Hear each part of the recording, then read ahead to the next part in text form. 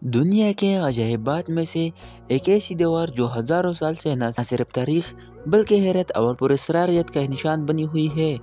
یہ ہے چین کی عظیم دیوار، محنت، قربانی اور حکمت عالمی کے وہ داستان جس وقت بھی مٹا نہ سکا۔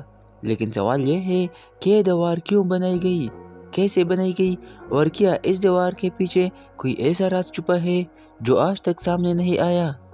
آئیے ہم آپ کو ایک حیرت انگیز سفر پر لے جاتے ہیں جہاں تاریخ، افسانے اور حقائق ایک ساتھ جڑ جاتے ہیں۔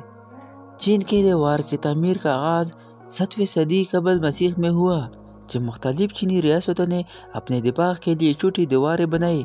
لیکن 221 قبل مسیح میں شہنشاہ چین شی ہونگ نے اس تمام دیواروں کو جوڑ کر ایک مضبوط دفاعی نظام قائم کرنے کا حکم دیا۔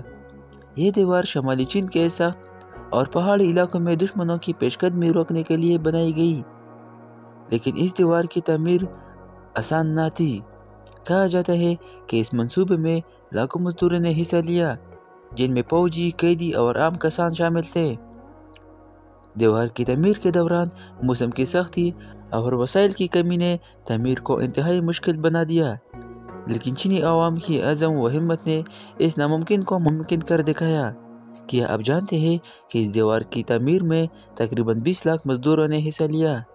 ان میں سے کئی لوگ دیوار کے نیچے دفن ہیں، اس لیے اس بعض لوگ دنیا کا سب سے بڑا طویل قبرستان بھی کہتے ہیں۔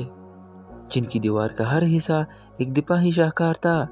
دیوار پر ہر چند کلومیٹر کے فاصلے پر برج بنائے گئے تھے جہاں سے دشمنوں کی نگرانی کی جاتی۔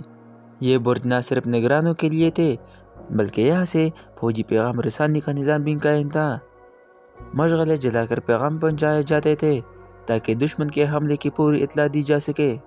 دیوار کی تعمیر میں سب سے بڑا چیلنج یہ تھا کہ بھاری پتھروں کو سخت پہاڑوں علاقوں تک کیسے پہنچایا جائے۔ کچھ ماہرین کا کہنا ہے کہ قدیم اغیاروں نے ریمپ سسٹم کا استعمال کیا ہوگا، لیکن آج تک اس کا کوئی حتمی ثبوت نہیں ملا۔ چین کی عظیم دیوار سے کئی کہانیاں اور روایات وابستہ ہیں۔ ان میں سب سے مشہور کہانی مینگ جیانگ نو کی ہے، جس کے مطابق ایک عورت کے آنسو نے دیوار کا ایک حصہ گرایا تھا کیونکہ اس کا شوہر دیوار کی تعمیر کے دوران جان بحق ہو گیا تھا۔ یہ کہانی نہ صرف چینی عوام کی جدوجہد کی علامت ہے بلکہ اس دیوار کے ساتھ جڑے جذبات اور قربانیاں کو بھی بیان کرتی ہے۔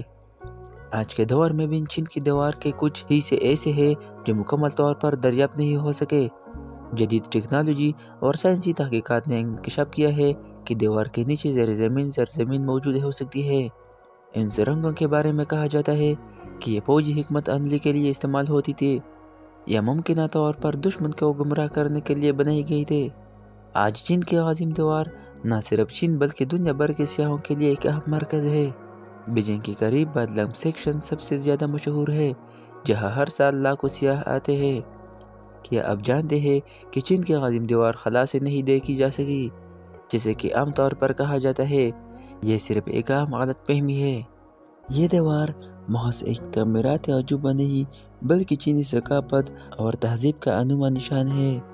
چین کی عظیم دیوار نہ صرف ایک تاریخی شاہکار ہے بلکہ چینی قوم کے عزم اور حوصلے کی داستان بھی ہے۔ اگر آپ کو ہماری یہ ویڈیو پسند آئی ہو تو لائک کریں، شیئر کریں اور سبسکرائب کرنا نہ بھولیں تاہم آپ کو مزید حیران کن کہانیاں سنائیں گے۔